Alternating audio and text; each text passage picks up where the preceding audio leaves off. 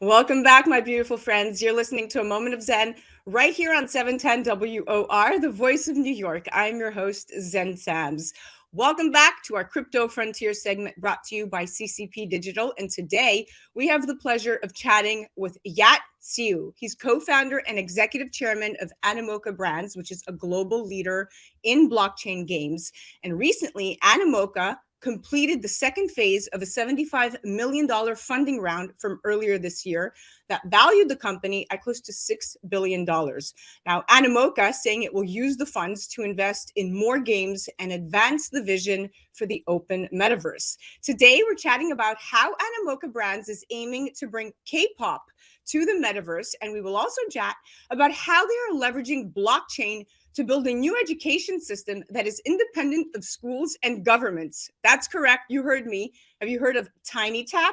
Animoca acquired more than 80% of the educational tech company for close to $39 million in cash and shares. Now, TinyTap, founded back in 2012, is a platform that enables educators to create and post content, a model known as user-generated content, UGC, all while earning a usage-based share of revenue. Now, this is very interesting. The Israeli-based company is the world's largest educational games library, offering some 200,000 activities from educators and publishers, including Sesame Street and Oxford University Press. Now, as a mom, this piques my interest. Animoca said it's going to use TinyTap's platform to generate educational blockchain-related content. Now, by acquiring them, Animoca is going to leverage blockchain to make new opportunities available to these educators worldwide, allowing them to generate equity from their creations while offering parents, that's me, enhanced learning opportunities for their kids. A win-win for all. Leveraging blockchain to build a new education system that is independent of schools and governments is what I want to hear more about. Welcome to the show, superstar. Thank you for having me. It's a real pleasure to be here. Absolutely. Congrats on the TinyTap acquisition. Thank you so much. This is fascinating to me. Empowering educators to create engaging learning activities that can reach millions of kids directly and that enable them to earn based on their success. The success of these creations. Please tell me more about this very proprietary model and your long-term mission. So TinyTap is unique in that it is the largest teacher marketplace on mobile today, serves 8.6 million families at the moment, and has over 100,000 content creators. Some of them are large learning platforms like Oxford University Press, but most of the content is made by teachers from all over the world, actually a lot of American teachers. And one of the things that we found most fascinating with the whole NFT space, of course, and Web3, is that it actually allows providing more equity and more value into the hands of people who deserve it more. And in this particular case, teachers are, in fact, one of the largest content, if not the largest content creators in the world. They make teaching content for children every day, except the problem is that most of that content is only sort of momentary. And the value of that content can actually be shared across other teachers or parents around the world who might find it useful, because after all, our children are all a little bit different. Everyone has different learning styles. Whatever is taught in one school with one parent, with one teacher, in one method isn't suitable for all of them. So what TinyTap managed to do is create this sort of diverse teaching platform where parents can go and just buy the content that is most suitable for their child to learn math in a certain way, or to learn English, or to learn different languages a particular way. That's kind of what TinyTap did. Now, the reason we acquired it is because we figured out that with Web3, we can take this platform that today teachers already make money from. Maybe they make $100, maybe they make $200. Some teachers make over $10,000 to $20,000 a year on TinyTap. So there's a number of them already make decent money. But when you embed that in Web3, you can actually have capital formation, as you've seen with NFT artists or blockchain gaming. And that means that you, as a parent or as a platform, you can buy this content and you can earn the royalties from this. Now, a teacher who makes $1,000 a year on a piece of content, that's good, relatively speaking to what a teacher makes, which is unfortunately not as much as they should. But if you actually buy the content of, on the basis of a yield, knowing that this content makes $1,000 a year, as an investor, you can now pay maybe 5 or 10 times the price, meaning, let's say for a 10% yield, that $1,000 a year content is now worth $10,000. Wow. If you give a teacher $10,000 in one go, that changes their lives. It's Oh, yeah. completely different. And what it also does is it creates a new economic model for teachers and teaching content so they can actually enjoy the benefits of the kind of capital formation that we've seen in Web3 and the whole NFT marketplace. I love it. I mean, this TinyTap offers educators really an alternative channel to generate real revenue. And it's interesting because when you break it down, right, whenever a family essentially purchases or renews a TinyTap subscription, the subscription profit, which is the subscription revenue minus customer acquisition cost, thus generated, is allocated to be shared with content creators. So the amounts earned by individual content creators are determined by the engagement generated by their content. I think this is fabulous, and I see a similar theme here in the play to earn models. Right. Talk to me more about blockchain's use cases in the education sector and the monetization model behind TinyTap going into the metaverse. Well, one of the things, maybe just quickly, as you mentioned, play to earn, one of the things that's important to mention about play to earn, or play and earn, as they call it now, is the fact that, everything that we do in a platform today online creates network effects. These network effects have value. But of course, we don't understand what it is because only the platform itself can measure it. And so in 99% of the time, sort of case, like when we use Facebook or other platforms like that, they actually take the network effect from us and they derive value from it. And they never tell us how much it's worth. So we all think it's okay to just give it away.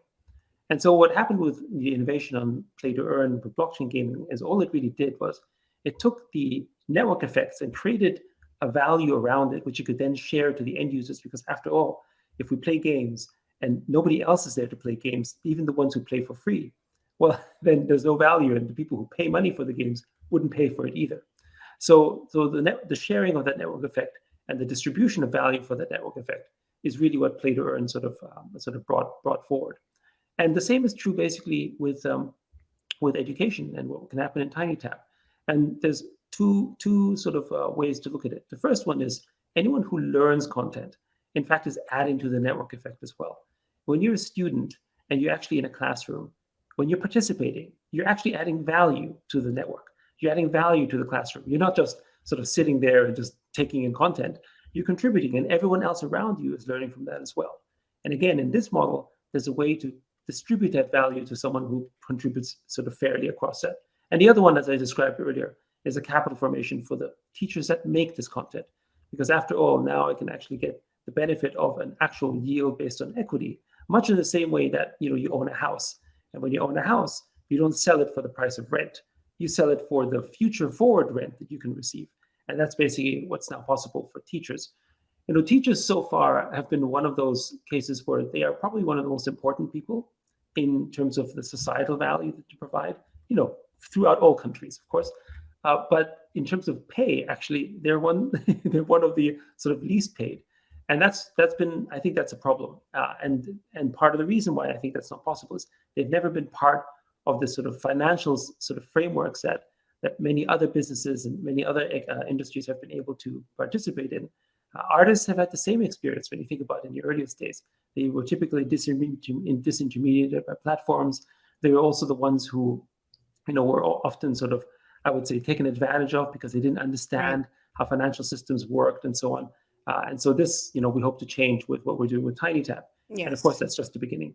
And it's also about having an engaged community. And in education, active learning requires students to interact with information and participate in the process, whereas passive learning requires students to internalize information provided by a source, such as an instructor or textbook. But when you look at active learning, it activates higher order thinking and is much more intellectually stimulating and engaging. And that's really what that platform is about. And I think although the educational landscape is still dominated by passive learning, TinyTap's success with UGC, interactive education content over the past decades really indicates that parents have a strong demand for a virtual home learning environment for their children that is active, that is safe, and is high quality, with contributions from experienced teachers and educational experts around the world. So I take my hat off to you. You did something exceptional there. I want to be mindful of the time, and let's move on to you, Animoca Brands, bringing K-pop to the metaverse. So K-pop is one of the biggest cultural phenomena in the world. A report by Statista from last November showed the South Korean music music industry achieved an all-time high sales revenue of more than $6.8 trillion. So now it can also grow in the metaverse. Tell me more about Anycube. So Anycube is a joint venture between us and Cube Entertainment. And Animoca Brands has multiple relationships, whether it's ourselves or through the Sandbox, for instance, with areas like K-pop, like most recently Sandbox also announced a partnership with SM Entertainment. But specifically on Anycube, the joint venture that we have is we're basically taking some of the famous K-pop artists like G-Idol and moving them into the metaverse, as well as creating new content and new characters for the metaverse. Now, when you're an entertainment brand, any entertainment brand, regardless of whether it's K-pop or not, where's your audience? What's your audience in which you're appealing to? Well, of course, in many cases, it's the next generation. And where are most of the next generation sort of folks hanging out, shall we say, right? They're playing video games, they're in the metaverse today. And so it makes a lot of sense for any brand, and especially in the entertainment side, to actually engage in that medium. Now, the one thing about K-pop in particular, in Korea as a market, is that you have to remember that Korea, less than 3 or 4 decades ago, was at the bottom tier of the economic potential in the world. It was maybe in the bottom 150 countries in the world. Today, from a GDP standpoint, it's in the top 15. It doesn't have oil. It doesn't have natural resources. It had culture. And what Korea really did was they focused heavily on the promotion of that culture. They gave them broadband, and they gave them access and network speeds and all these things in the early days, in the 90s, when everyone thought that was ridiculous. So Korea in particular actually is very well attuned to the idea of sort of a digital future, because in fact, Korea's potential all came from that. Many of the biggest gaming companies are Korean. Many of the largest entertainment companies who understood how to sort of take advantage of these digital environments are Korean companies. So they really understand this very, very well. It's interesting because, you have two incredibly proprietary companies like Anycube and TinyTap. You're really kind of understanding the space exceptionally well to be able to be such a forward thinker and innovator, because essentially this is what these are the types of infrastructures and the types of platforms that we're going to need more of going into Web3. So with Anycube, set to create a music metaverse and issue NFTs and ecosystem tokens based on the intellectual property rights of Cube's entertainment, globally popular K-pop music artists and actors. Again, you're doing something tying in and engaging that community, shifting it almost like you said, trying to understand where all of this is. So, and for those of you that are still on the airwaves, Anycube is also bringing Cube entertainment artists to the Sandbox, like Yat said. And if you haven't heard of the Sandbox, it's a leading decentralized gaming virtual world, and of course, a subsidiary of Animoca Brands. Well, this brings us to the end of our segment. I just wanted to thank you, Yat, for coming on. You're full of insight. It's always a pleasure listening to you speak. You are definitely one of my experts at hand. Thank you. Guys, you definitely have to check out Animoca Brands. Head to their website, animocabrands.com, and you can follow Yat on the social gram at YSIU. You're listening to A Moment of Zen right here on 710 WOR, the voice of New York. That was our Crypto Frontier segment brought to you by CCP Digital. We'll be right back after this.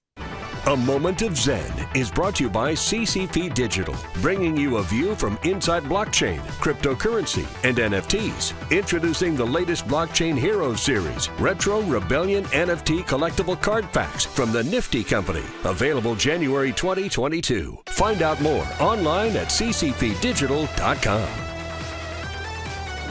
Welcome back, my beautiful friends. You're listening to A Moment of Zen right here on 710 WOR, the voice of New York. I am your host, Zen Sams. Welcoming back to our Crypto Frontier segment brought to us by CCP Digital. We're chatting with Yat Siu of Animoca Brands, chairman, and we are talking about the need to disrupt technocracy and the rise of data sovereignty. Yat, welcome back. Thank you for having me. All right. Pleasure to be here. let's dive right into these crazy concepts that we're now talking about coming into this era of Web3. So in my point of view, the primary driver for the fast growing interest in the metaverse is because companies now recognize that investing in the metaverse presents a more compelling form of creating business value than investing in technology, for instance, to increase efficiencies. And companies see the metaverse as a new way to engage their clients and really create new growth opportunities. The fear of missing out, so to speak, FOMO, is also a significant driver. I think companies look at what other companies in their industry are doing as a way to both gain ideas and build conviction that they too should invest in initiatives in the metaverse, so to speak. Talk to me about data sovereignty and the need to disrupt technocracy in order for the metaverse to flourish in Web 3.0. So I think before we go there, one of the things I want to point out is that, Web3 is more than sort of a technology, shall we say, as in blockchain. Similarly to how maybe 30 years ago, a lot of people described the internet as a utility. In fact, we know that the internet was more than that. It was a kind of social revolution, and Web3 is exactly that as well. And the revolution in question here, and the whole point that you're just making about sort of disrupting the technocracy that we have, or these digital fiefdoms, is the fact that data is now the most valuable resource on Earth. And the reason why data is so powerful is it has the ability to construct limitless network effects. And by that, I mean that when you think of, valuable resources in the past, say whether it's like food materials or oil or so on, you create awesome network effects from them, whether they can power our cars, they give us energy, but there's a point where there's a limit to that. And now actually with data, as we have seen with innovation and invention and creation, in fact, human data in particular, we can create all these awesome things time and time again in a limitless fashion. It's the story of humanity where we come up with great ideas, we come up with innovations and inventions, and they change the world. And in fact, it is our ideation that gives value to these items and assets. The problem is that right now, all this time and attention that comes from our data is currently actually farmed by the platforms. The way we think of it is that each and every one of us who are currently spending time on Facebook or Instagram or all these platforms that we're currently loving to use for the most part, is actually us working for free for these platforms. And the reason they can do this is because we don't understand the value of our data. Now, imagine if there was sort of a ticker that said, today you earn $50 with your data or $100 with your data, then your perspective on your time and your data would change. Yeah. But we don't have this information. Now, this was not that dissimilar from 30 years ago when a rice farmer, for instance, in China or Vietnam, would be selling his rice for literally sort of cents on the dollar, because he didn't know what the real price of his rice was sold for. But then when the internet came, he was able to see, wait a second, my rice is being sold for $10. I need to take my fair share, whether this is $1, $2, $3, at least a percentage. That was actually one that was more equivalent. And it also allowed for the formation of a true market, because now competition can come in as well and say, oh, wait a second, actually, this is the value, this is the arbitrage, this is the price benefit. I'll give you a better price. I'll sell the rest from you. And so it created, basically a fair transaction platform, for these type of commodities. So data is the one commodity where we don't have this, because it's all hidden behind the sort of walled data kingdoms. And so the way we think of the world today is that we're working for free. We're basically digital serfs living in these sort of digital kingdoms, whether it's the house of Google, basically the kingdom of Facebook, and we've been digitally colonized. And I'm going to piggyback off of exactly what you said. Yes, that the data, what will make or break really the metaverse will be its ability to capture data from its surroundings. It really is what I believe, because the only way to do that will be by mass ingestion of the incoming data. And only with this data will we be able to create a rich and meaningful environment. But the next need after seeing will be interacting, meaning that the data not only needs to be represented in a meaningful way, but it also must be responsive. What types of innovations do you foresee being implemented to cater to data responsiveness in the metaverse? So I think the very biggest innovation that will change us, in terms of the data responsiveness that you described, actually, I think will ultimately be one that will take more of a legal shape. And in that structure, it's going to be property rights. So when you think about sort of how human sort of, the whole human libertarian value, if you want to say, right, and sort of the growth of of what we have today in functioning democracies and the ability to innovate on top of the ownership of others came from the principle actually of ownership. And that's also the reason why we can have capitalism, and that's one of the reasons why we have the political systems that we have today. Everything else came because of that, and that's missing in the digital world right now. Now, when you actually have property rights in the digital world, that actually means that all of the same frameworks that we see in the physical world will apply in the digital world as well. So, an example: if you own a digital asset as you do in the physical world, then the ability for you to transact and to do a partnership or do a new creation only needs the permission from the owner of that particular data set. Or in this case, if you own a car, for instance, if you own a car, you have that's the reason why Uber or Grab or Lyft or car wash companies or people who make tires or people who make baby seats, right? These are companies that were able to permissionlessly create a new business on top of the ownership of other people who own cars, Right. without ever having to go back and seek permission from, Tesla or Volkswagen or Mercedes, for instance. And that paradigm is missing. And so once you have that, then there's going to be all sorts of decentralized new opportunities that come out without on a permissionless basis, without needing the permission from the platforms. And that is going to sort of mushroom in growth and is going to create incredibly new sort of business innovations. And this will obviously be one thing that ultimately will then also be protected by legal rights as well. Because right now, one of the big differences in the sort of data world is that data isn't technically a property right yet. And so it can only be protected by a contract right. So the legal frameworks are different, which is the reason why when you click through to your agreement and you use Facebook and you're essentially surrendering all of the network effects from your data, it's legal. But you can't do that when it's basically your own liberties, right? When it comes to your own rights, nobody can sort of put you into slavery. Basically the Constitution won't allow you to do that. Yeah. But in the data world, it hasn't received that treatment yet. But with blockchain, now that we can actually have ownership, we think that paradigm will change. Because before you could argue that what is ownership, in the frame of data anyway. But with blockchain, now you can have that ownership paradigm, which we think then will ultimately turn into a legal right, and ultimately, data and data ownership will also be a human right. Absolutely. This is the rise of the creator economy. This is power to the people. And this is really coming into Web3. If you're understanding this stuff and you're really conceptualizing it on how it could benefit your business, yourself, it really puts a new spin on reality and on what being independent and autonomous truly means, because decentralization puts the power in the hands of users to easily retain their communities and move to the platforms that support them rather than keep them forcibly trapped where their history remains controlled, like on Facebook, Twitter, and all those big platforms. So you're 100% right, my friend. Thank you so much for the wise words that you have shared with us today. It's been a pleasure chatting with you. Thank you so much for having me. Guys, you definitely have to check out Yat Siu. He's on Twitter. He's on the gram. He's everywhere at YSIU. And check out Animoca Brands at animocabrands.com. You're listening to A Moment of Zen right here on 710 WOR, the voice of New York. That was our Crypto Frontier segment brought to you by CCP Digital. We'll be right back after this.